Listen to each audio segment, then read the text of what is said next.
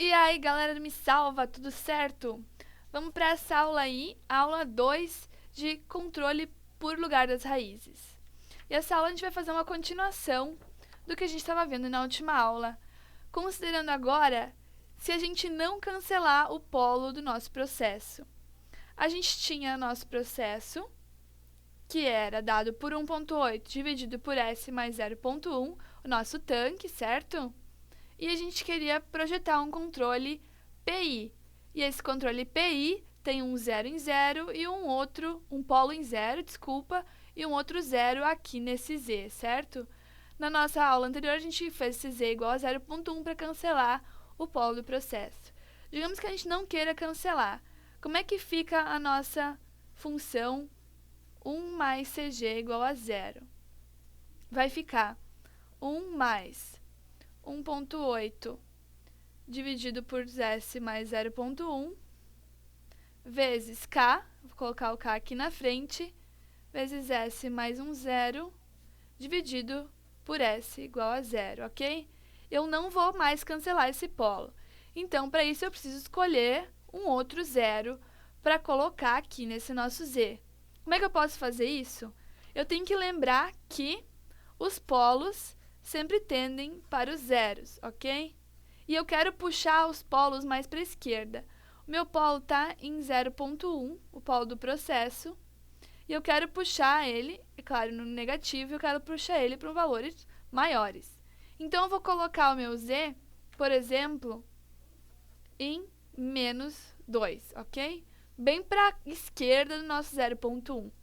Vamos ver como é que isso aí vai ficar no nosso lugar das raízes.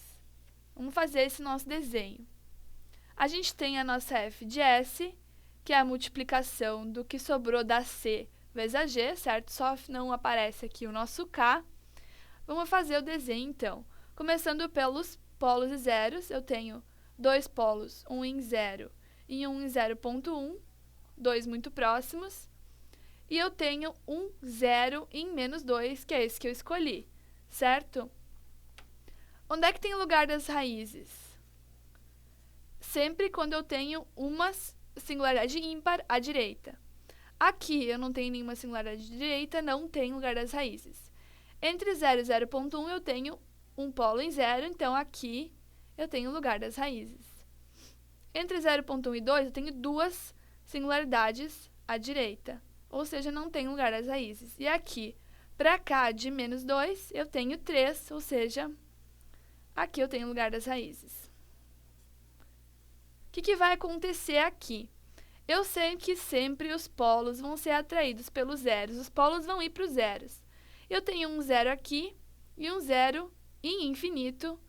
E aqui, entre o 0,1 e o menos 2, não tem lugar das raízes. O que vai acontecer aqui? Esses dois polos vão fazer uma volta e vão, os dois, tender a esse ponto aqui, aonde um deles vai ir aqui para o menos 2 e o outro vai ir para um zero infinito. Então, cada polo vai ser atraído por um zero, ok? Assim fica o nosso lugar das raízes. Sabendo disso, galera, onde é que a gente pode colocar os nossos polos, conhecendo o lugar das raízes? A gente poderia colocar entre 0 e 0,1, que aqui tem lugar das raízes? Bem, se eu escolher isso, essa opção, meu sistema vai ficar muito lento e não adianta nem aplicar um controle, certo? Que vai ficar um tempo de acomodação parecido com o do processo. E se eu escolher entre 0,1 e 2, se eu olhar no meu lugar das raízes, entre 0,1 e 2 aqui, eu vou ter só a opção de polos, par de polos complexos. Então, meu sistema ficaria oscilatório. O que também não é legal. E se por acaso eu escolher os polos maiores que 2? Se eu olhar aqui no nosso gráfico, a partir desse ponto aqui, um polo vai para cada lado e eu tenho polos reais e negativos, o que dá um sistema sem oscilação, por ser um sistema totalmente real, polos reais, e negativo dá um tempo de acomodação mais rápido do que aqui perto do zero, certo? Então, Esse aqui vai ser a nossa opção. A gente vai escolher os polos maiores que 2, por exemplo, colocando um polo em menos 2,5. Ok? Tendo definido isso aí, como fica a nossa constante do nosso controle? A gente sabe que a gente alocou esses polos usando essa equação. 1 mais k vezes f de s igual a 0. E a nossa f de s é essa aqui.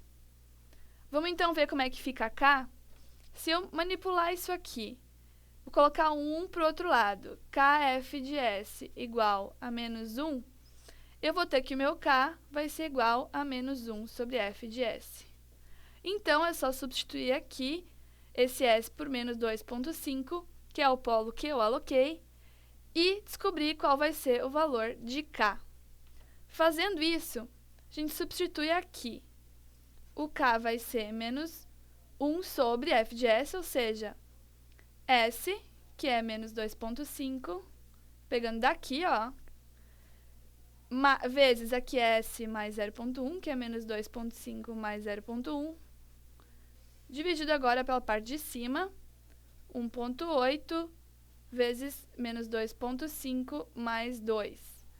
Assim, eu tenho que o meu k vai ser igual a 6,67. Ok, galera? Esse é o nosso valor do ganho do nosso controlador. E a gente alocou o nosso polo em menos 2,5, ok? E como fica a perturbação, considerando esse nosso novo controle? A gente tem que essa é a nossa resposta à perturbação, certo? Como é que vai ficar isso? O meu g, 1,8 dividido por s mais 0,1, dividido por 1 mais a nossa c vai ser o quê?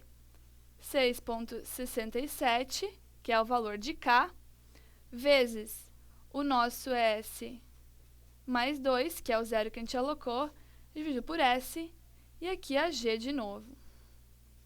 S mais 0,1. Fazendo aqui, multiplicando em cima e embaixo por S vezes S mais 1, 0,1, vou multiplicar tanto em cima quanto embaixo, eu consigo encontrar a função de y em relação a Q, que é a nossa perturbação, que vai ser 1,8S dividido por S mais 9,6 vezes S mais 2,5. Então, aqui está o nosso polo que a gente alocou. A gente escolheu onde colocar ele, certo? E, a partir desse polo, a gente descobriu o nosso valor de K, que deu 6,67. E o nosso outro polo foi para onde? Ele foi tendendo para infinito. Ficou em 9,6. Assim, 2,5 é o nosso polo dominante. E o nosso tempo de acomodação vai ficar como? Nosso TS vai ficar igual a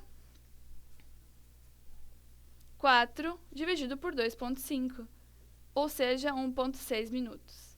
Então, em vez de nossa perturbação acomodar em 40 minutos, como na aula passada, vai ficar em 1,6. Então, e por que isso aconteceu? Porque em vez de alocação dos polos, a gente alocou 2 polos. E o polo dominante aqui na perturbação ficou o mesmo polo dominante que a gente escolheu para o nosso processo. Como é que vai ficar, então, a resposta ao salto desse sistema que a gente está controlando agora? A gente vai ter um salto aqui num certo instante e a nossa acomodação do nosso sistema foi aqui em torno de 1,6 minutos. Certo, galera? Agora, digamos que em um certo instante eu tenho uma perturbação. Nesse instante aqui.